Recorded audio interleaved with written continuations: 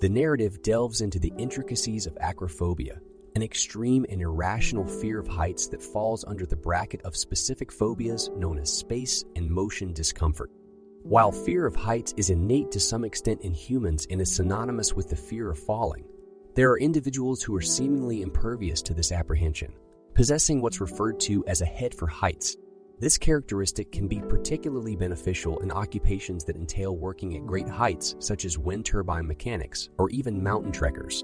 Acrophobics, however, can undergo panic attacks when situated in high places, frequently too distressed to safely navigate their way down.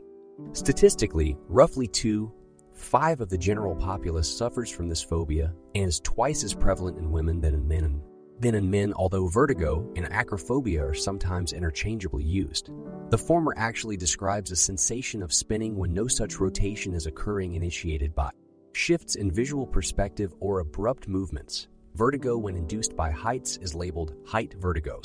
Height vertigo is a result of the conflict between vision, balance, and perception of bodily position, triggered when movements sensed by the balance and bodily perception systems are not perceived by the eyes. This conflict has been linked to motion sickness anxiety.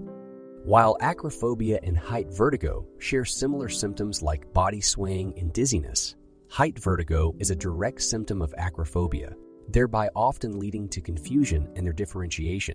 Historically, acrophobia has been associated with past trauma or conditioning, yet recent studies challenge this presumption as many acrophobics report no incidents of traumatic experiences. This lack of trauma could potentially be due to the fading of memory over time. A comprehensive cohort study on fear of heights and falling revealed that individuals with less fear of heights had more injuries due to falls, reinforcing the complex and diverse nature of acrophobia. The narrative highlights mankind's inherent fear of heights or acrophobia as an evolutionary safeguard against life-threatening falls from great heights.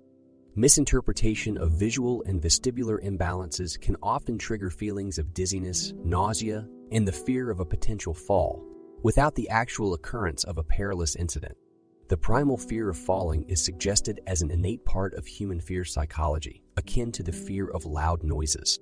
It is theorized that acrophobia, being an evolutionary adaptation, could possibly be overcome through repeated exposure to high altitudes, signaling the idea that lack of exposure might be a contributor to this fear. This phobia represents the extreme end of the fear spectrum, varying from person to person. Experiments conducted on human infants and different animals revealed an innate caution toward heights, with a reluctance to traverse glass floors perched over apparent falls. However, with exposure and practice, infants could overcome this initial fear while retaining a healthily protective caution. Apparent acrophobia might interfere with routine activities like climbing stairs or standing on elevated surfaces. Its link to a failure in developmental stages remains ambiguous. Other factors like personality traits, vicarious learning, and balance dysfunction might contribute to its development. As one ascends, visual cues wane and balance deteriorates. To compensate, people start to rely more on their proprioceptive and vestibular senses. However, acrophobics persist in relying on visual cues, thereby overwhelming the visual cortex and creating confusion. The indiscriminate exposure of acrophobics to height without addressing any vestibular issues is discouraged by some experts. Recent studies have noted that the anxiety factor kicks in not only with elevation, but also when the individual moves sideways at a constant height. Researchers suggest an integrated model where learning, cognitive, perceptual, and biological factors can trigger fear or habituation in individual. With acrophobia, it suggests the phobia may have roots in a mix of inherited traits and life experiences. Traditional methodologies for treating phobias continue to be applied. They pivot on the assumption that fear is a learned response activated by specific stimuli. Evading frightful scenarios minimizes anxiety, thereby reinforcing avoidance behavior. Joseph Wolpe's systematic desensitization is a seminal technique designed to aid patients to stop circumventing fear-inducing situations, despite reducing therapy sessions. It remains impactful. Several investigations suggest therapists remain significantly instrumental in treating acrophobia. Other solutions like reinforced exercises and self-assurance treatments have also been introduced. Breakthroughs in virtual reality therapy for acrophobia have been advanced by Batella, Schneider, and others. Schneider pioneered an approach employing inverted lens binoculars to modify reality.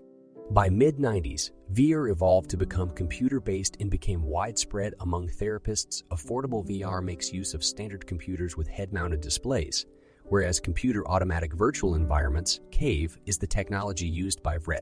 Virtual reality proffers numerous benefits over real-life situations. It offers therapists better control through manipulation of the stimuli, ensures participant confidentiality, invites greater numbers to seek treatment, and saves time and resources by keeping sessions within the consultant's office. A range of medications are employed to manage phobias such as acrophobia. These encompass staple anti-anxiety drugs like benzodiazepines, along with more contemporary alternatives, including antidepressants and beta blockers.